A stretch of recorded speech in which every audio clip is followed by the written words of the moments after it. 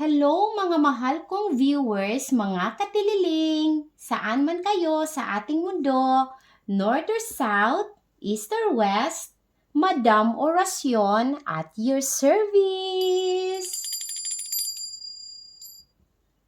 Kung natagpuan mo ang videong ito, hindi ito aksidente. May isang bagay na nakatakdang makaabot sa iyo ngayon. Ito ay timeless reading na ibig sabihin ay hindi mahalaga kung kailan ka nanonood. Kung nandito ka ngayon, ang mensahe ay para sa iyo. I'm asking the universe for protection, clarity, honesty, and gentle guidance para sa sinumang nanonood sa videong ito.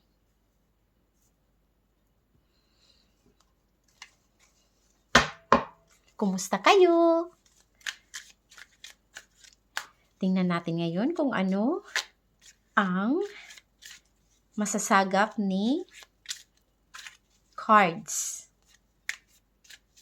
Kung anong mga energies ngayon, ngayong araw. Sana lahat ay nasa mabuting kalagayan.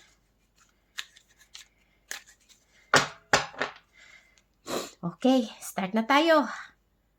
Unang card, we have King of Cups. Next is the World. Okay. The World. The next, we have Four of Wands. Oy, nandito na naman si the Fool. Oh. And we have the Four of Cups. The Page of Wands. Okay. We have the Sun. Okay. Two of Swords and Queen of Pentacles. Maraming mga court cards dito. We have Page of Wands, we have King of Cups, then we have Queen of Pentacles. Okay.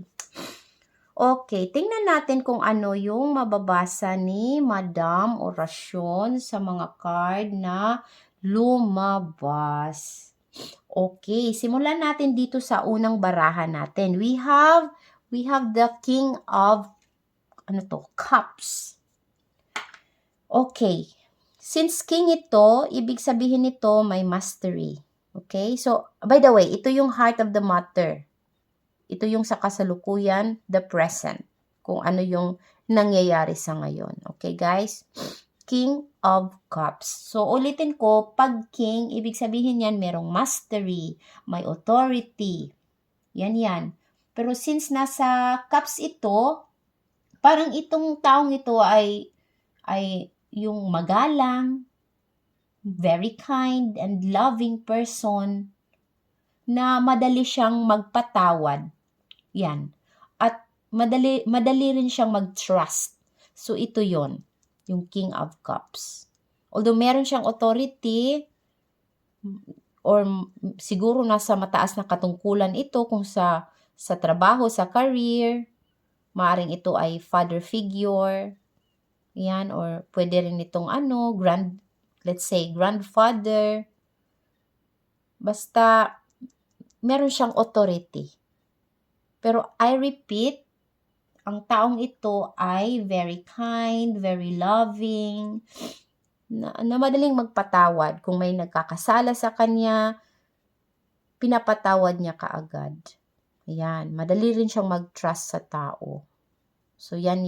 It could be you, or somebody you know, maaring father mo, lolo mo, or anyone na kakilala mo, boss mo, ganyan. So, yan yung sa kasalukuyan, yung nakikita ko. Something na siguro malapit sa iyo, or ikaw yung father, ikaw to. Okay? So, tingnan natin. Ito yung dito, yung past. We have ito, major arcana ito, malaki to. Mga big events to na naganap. Kasi, the world. Pag the world, maganda yung nito, the world. Parang din to eh, parang completion siya. May may ginawa ka na natapos mo. Ganyan to. Pwede, for example to ha, na parang may ginawa ka na natapos mo din.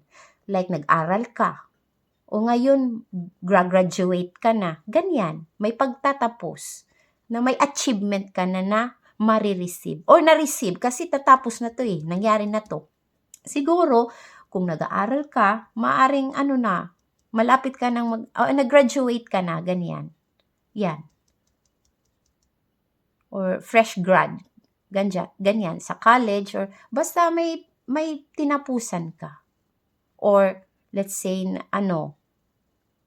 nag-OJT ka o natapos mo na yung mga requirements mo. Ganyan. Parang may pagtatapos. At may recognition, may achievement ka na natanggap. Yan ha. Or sa mga seminar, nag-training ka ng ilang buwan, natapos mo na din, receive ka ng certificate of recognition. Ganyan, example. Basta anything na may sinimulan at may natapos.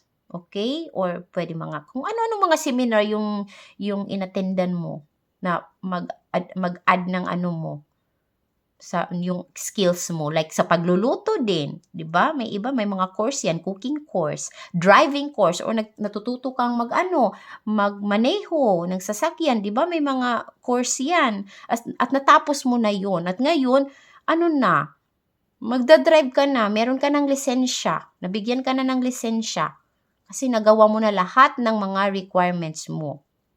Yan yung ibig sabihin dito. Mga examples lang yan. So, depende kung ano yung sitwasyon mo. Anong naganap. Okay? So, na-reach mo na yan. O, dito tayo sa future mo.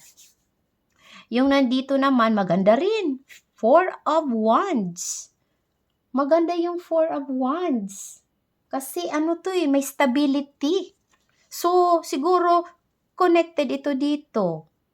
Since may ginawa ka na na-achieve mo na siya, therefore, sa future, magkakaroon ka ng stability. Maaaring sa pamumuhay mo, sa relasyon din. Maaaring din dito, example dito, the world. May nagustuhan kang tao. Then, example, lalaki ka. O yan, nanligaw ka sa kanya, niligawan mo siya.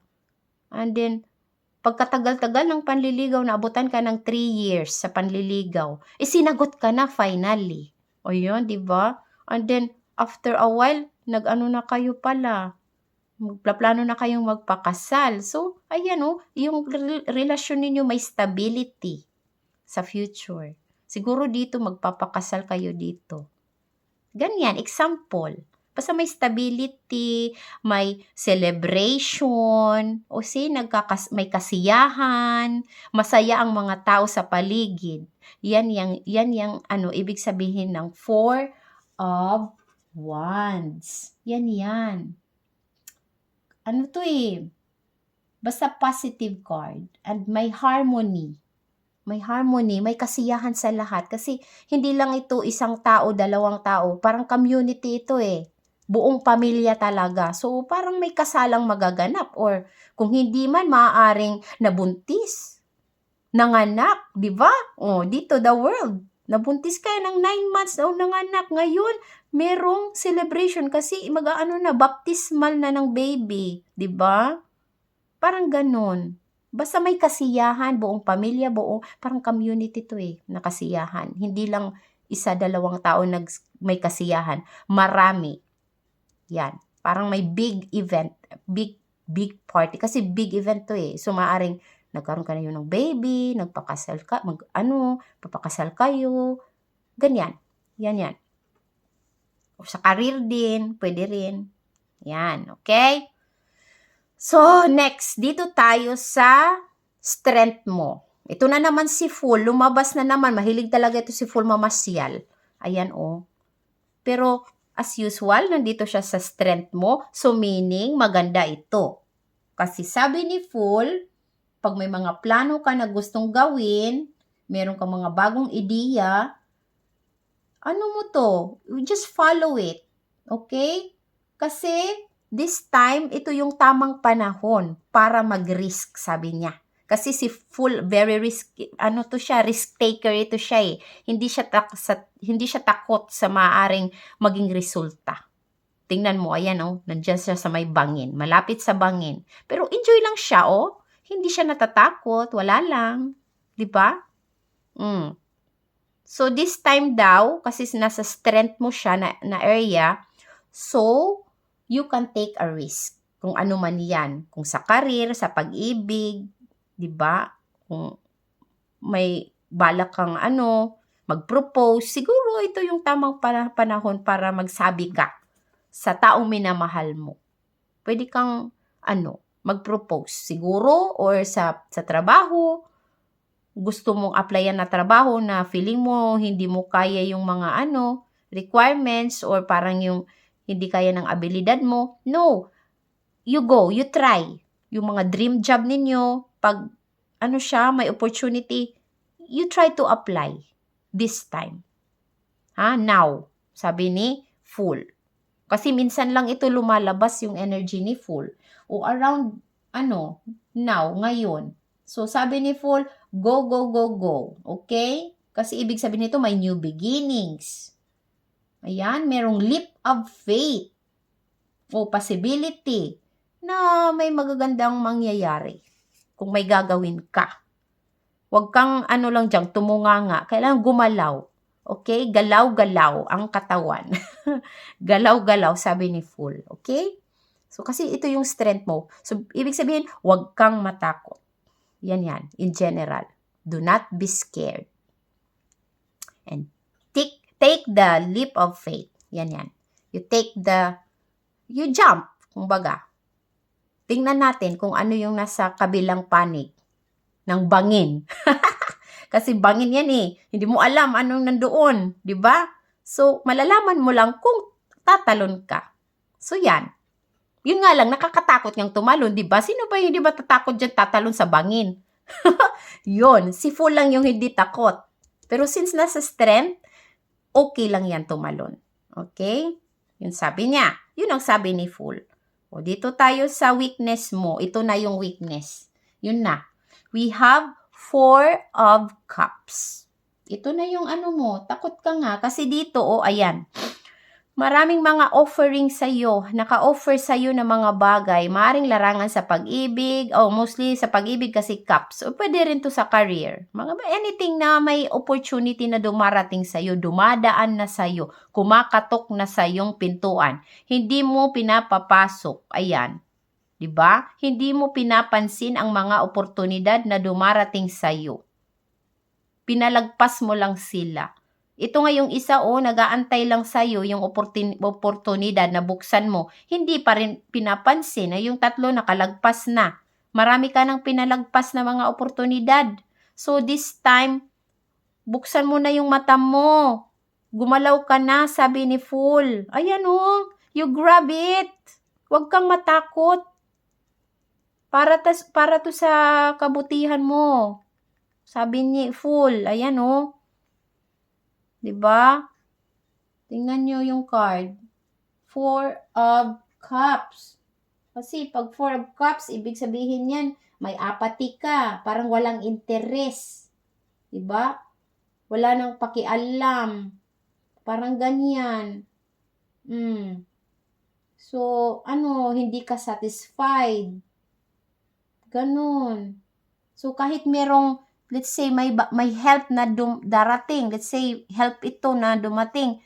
Hindi mo tinatanggap yung mga tulong na dumarating sa'yo. Parang wala lang. Hindi mo pinapansin ng mga yun. So, sana, bawasan ito kasi nasa mo to weakness mo to. Baka, minsan pala, merong mga tulong na dumarating, hindi mo tinatanggap kasi nahihiya ka. Ang pride mo. Of course, lahat tayo may pride minsan, di ba? Pag ma-pride yung tao, ganun.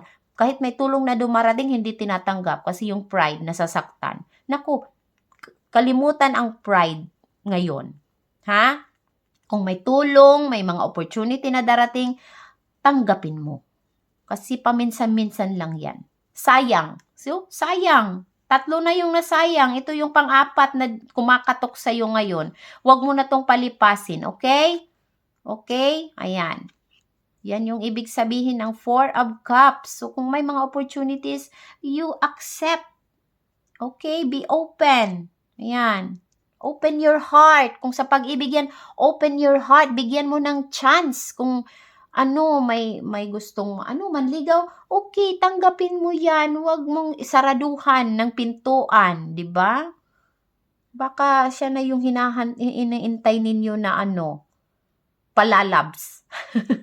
Oh, love, love, love. Yan, cups kasi yan eh. Pag cups, ibig sabihin pag-ibig, pagmamahal. O, ayan. Baka siya na yung hinahanap ng puso mo. Hindi mo lang realize. Marami talagang mga time na ganyan. Sa simula, hindi mo gusto talaga. Hate na hate mo yung tao. Pero kayo yung nagkatuluyan. Sila nagkatuluyan. Oo. Meron akong classmate na ganyan. Since college kami, yung guy, sa kanya talaga, nanliligaw, ilang years yung nangyari. Pero, sila rin yung nagkatuluyan. After. Ngayon, meron na silang 3 anak at masaya. O, na-realize ni girl na mahal pala niya yung taong ayaw na ayaw niya dati. As in, ayaw niyang makita, hindi niya gusto. Ewan ko bakit ganon. That's how love is, di ba? Very, miraculous. Kasi siguro sarado yung puso niya dati. So, hindi niya yun na-realize. Nung mag-start siyang buksan yung puso niya, nakita niya yung katangian ng taong ito, ayun, nagbago yung isip niya, nagbago, niya yung puso niya, na-feel niya. Yun. Sila nagkatuluyan. Hindi lang naman yan sa physical na di ba? Nakikita yung pagmamahal. Nasa yan sa gawa, kung yung katangian ng isang tao, yun yung talaga. 'Di ba? Hindi lang hindi lang sa mukha nakikita ang pagmamahal. Yun, ha? So, dapat sa kaibuturan ng puso mo, mafi-feel mo 'yan, ang pagmamahal. Yun. Sabi ng iba, love is blind. Siguro ganun nga. Beauty is in the eye of the beholder. Hindi lahat ng tao maganda yung paningin nila sa isang tao, 'di ba? Depende sa taong tumitingin. Yun. Tapos yung iba, depende sa paano niya tingnan yung tao, sa physical na anyo o sa pangloob. 'Di ba? Yun. So, bonus na lang yung physical. Importante yung inner niya, yung inner heart niya, kung ano yung puso niya. 'Di ba? Kung tayo gusto natin magpakasal sa isang tao, make sure na mabait ang taong ito, aalagaan tayo, mamahalin tayo, pati mga magiging anak natin, pati mga magulang natin, may sila, 'di ba? May mga responsibilidad sila sa atin, hindi tayo iiwanan sa kahuli-hulihan. Na talagang mahal tayo, yun yung importante. At the same time, mahal din natin, of course. Anyway, kung may nagmamahal talaga sa atin, natututunan din natin silang mahalin actually. Kasi kung akong papipiliin, mas gusto ko na lang piliin ang taong mahal ako kisa na ako lang ang nagmamahal, one-sided love, 'di ba? Yun eh. So, yan, of course, may free will tayo. Kung gusto mo yung taong mahal mo na hindi ka mahal, it's your choice. Pero, ang mangyayari dyan, resulta niyan talaga hindi maganda. Kasi ikaw lang nagmamahal, pinipilit mo yung sarili mo sa isang tao, di ba? So, at least, mas maganda pag mahal na tayo ng tao kasi after a while, nagiging tayo, empathic din tayo na natututo tayong magmahal din. Love, di ba? We give love, we take love, ganyan. Basta, depende. Kayo nang bahala sa larangan ng pag-ibig ninyo. Basta, si Madam Orasyon, nagbibigay lang ng advice na sasanain nyo na kung i-accept ninyo ang advice o hindi. Okay? So, depende yan sa inyong mga puso. Puso ang nasusunod. Basta importante, nagmamahalan, ha? Okay? Okay, so let's go. Let's continue. Continue na tayo sa susunod. Oh, okay. Before we start the next card pala, isulat sa comment section ang mga gusto ninyong i-manifest. Ayan, isulat ninyo kung sino yung mga gusto ninyong mga person, mga importante sa inyo para ma-manifest ninyo. 'Di ba? Kung gusto ninyo si Jungkook, si Lee Minho, siguro, who knows, baka mamaya magkita kayo kung saan. Kayo pala yung the one. Sulat kung anong gusto nyong i-manifest. Okay? Ayan. Or, pwede rin isulat, I claim it. I claim for positive energy. Ayan. So, mga taong naghahanap ng mamahalin. Ayan, isulat dyan, I claim it. I claim for positive energy. Baka ngayon, mamimit na ninyo ang inyong pinakahihintay na mga palalabs. Okay? Ayan. So, yun. Let's go to the next card. Dito tayo sa wealth, health area. We have the Page of Wands. Maganda to yung Page of Wands. Ganun din ito Parang same ito sa paano ba? Parang may panimula. Yan yun. Page of Wands. May mga bagong idea, bagong inspiration na darating. Ayan ha. May darating na mga inspiration or may desire ka. Ganyan. Parang may willpower, may pagsisimula, mga beginnings. So, yan. You are very energetic. May passion. Malakas yung passion mo ngayon. Ayan.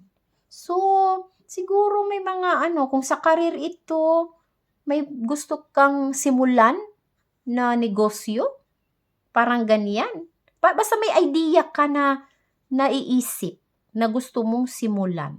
Ayan. Kasi may pagtatapos na dito So, after pagtatapos, may new beginning. Ayan, ito, connected to sa the world. Ganyan Parang katulad ng libro ba? Natapos na ninyo ang unang kabanata ng libro. O ngayon nagsisimula ka na sa pangalawang kabanata. Yan. Continuation ito. Patungo dito sa future. Yung future ninyo dito. So, ayan. Yan ha, connected. So, isipin mo kung ano yung mga iniisip mo, ano yung mga idea na pumapasok ngayon. Baka yun. Gusto mong magsimula. So, sabi ni Fool, huwag kang matakot, you try it. So, kung may gusto kang gawin, you try. Okay? Hindi masama na mag-try. Kung ano man yan, gusto mo magnegosyo, you try. Sabi ni Fool. Kung may nagugustuhan kang tao, you try. Magpakilala ka. Kung gustong-gusto mo ito, let's say lalaki ka, may magandang babae dyan na ka talaga, in lababo. In lababo. I-try mo. Ayan, manligaw ka.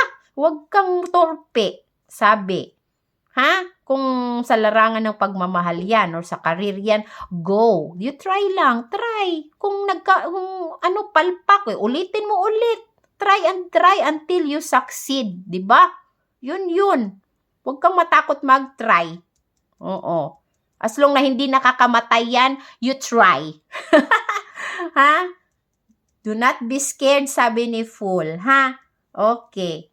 Kasi dito, ayan, may celebration. Kaya dapat may gagawin ka para maganap ito, ma-manifest ito. Para ma-manifest ito, kailangan mo talagang gumalaw. You make a move. Hindi puro lang isip, Huwag lang isip, nag-isip ka lang. Puro lang ilusyon. Kailangan may movement, may gagawin ka talaga. Okay, so yun. Let's go to the next. Ito naman dito yung mindset mo dito. Ayan mo, ang lakas nga ng mindset mo dito Ayan, another major arcana pa. Malakas ang card na ito. Guys. Kasi ito yung sun The sun.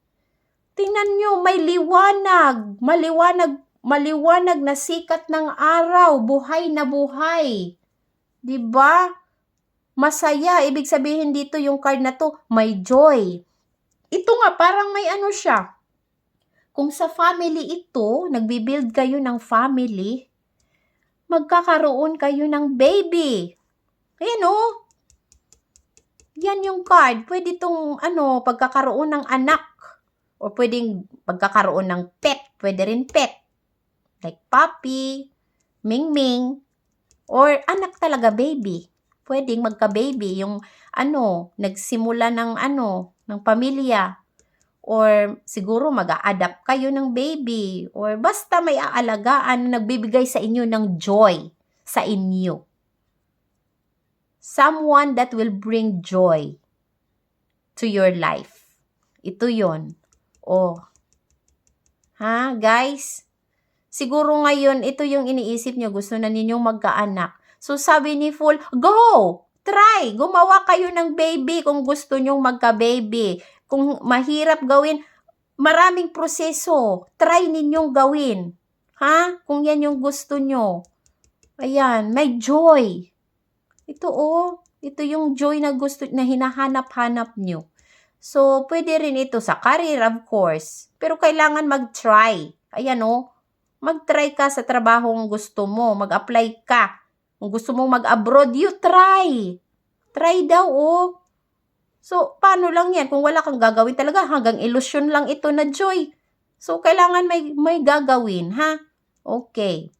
Yan.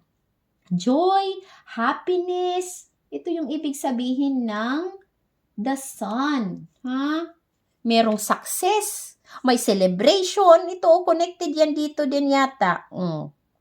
May success, may celebration. Yan, may pleasure. Basta very positive card.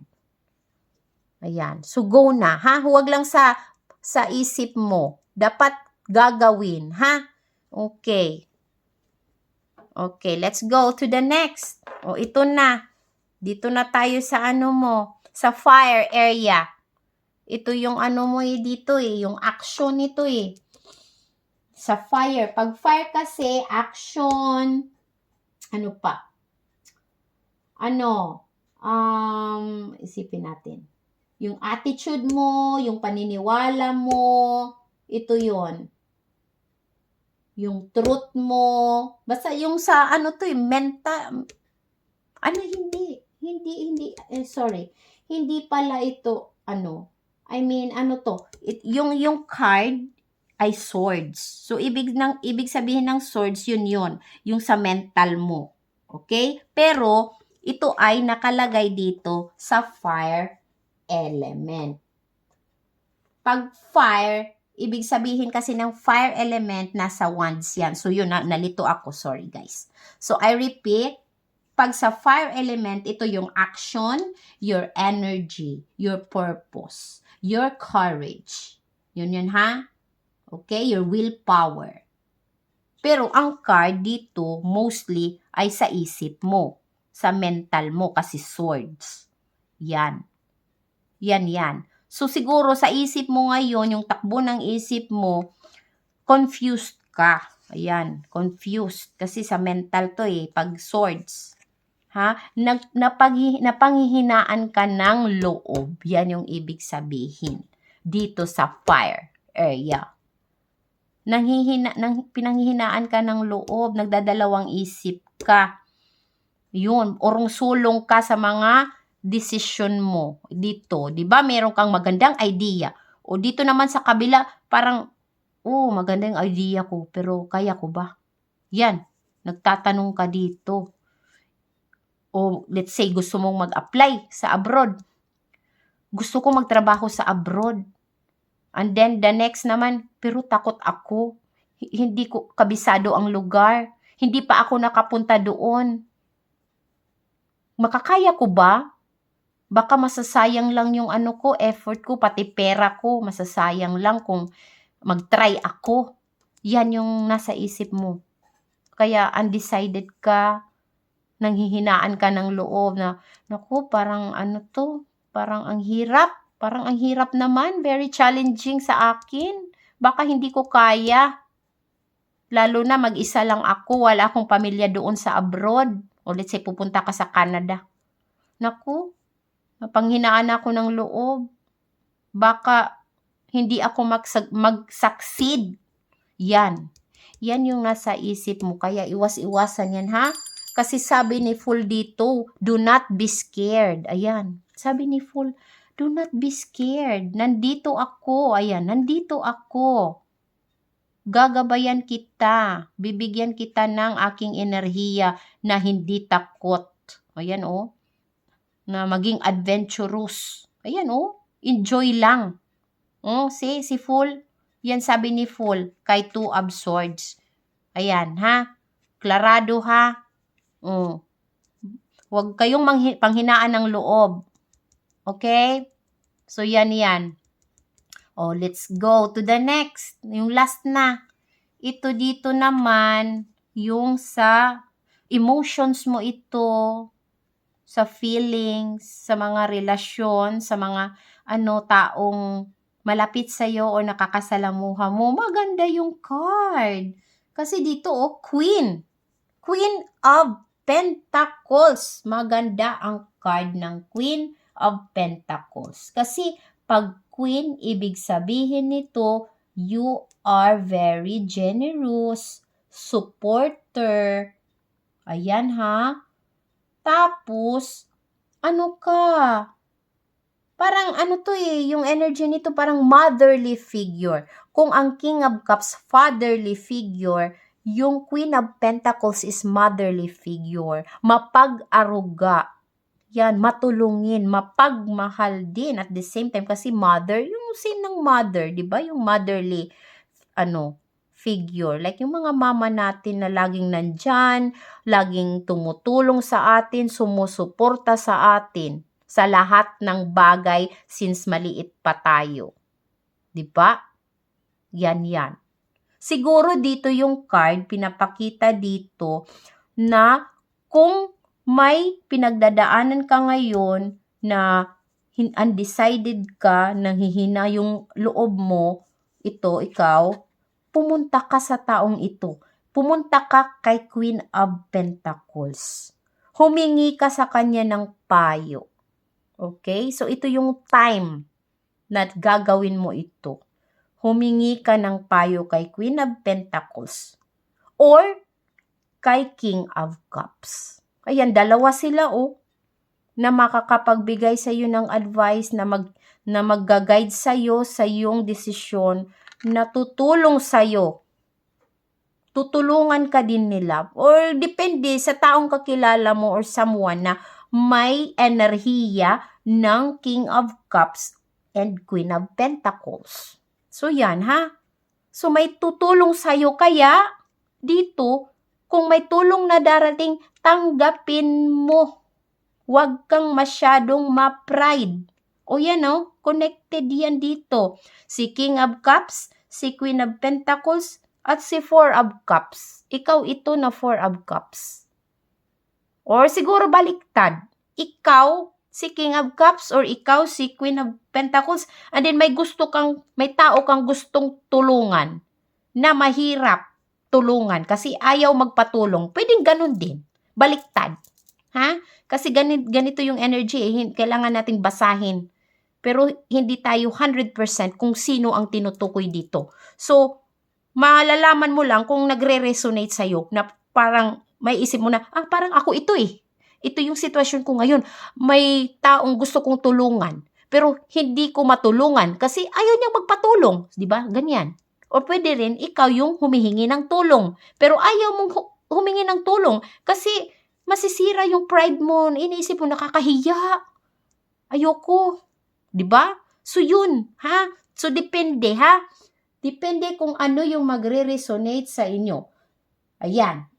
So kung nakaka-resonate kayo, please comment down below, ha? Do not forget to comment. So para malaman ni Madam Orasyon na tama yung pinagsasabi ko dito na nakaka-resonate kayo. O hindi. Naku. Pero tinatry ko lang basahin. Ito kasi general reading lang to So, hindi yan lahat nagre-resonate. Depende lang kung anong card ngayon. Ha? Hindi lahat. So, depende. Okay, so yun. Nabasa na natin lahat ng cards. So, sana may nakuha kayong leksyon or aral somehow kay Madam Orasyon. I'm trying my best. Natulungan kayo. Okay? Okay, so ito yung additional natin para sa ngayon. Tingnan natin si Universe kung ano pa yung masasabi niya sa lahat-lahat. Ito ayan. Mercury retrograde. Ibig sabihin, there's electronic issues, communication issues, review everything. So, ayan. So, may mga issues sa ngayon, all in all. Ha?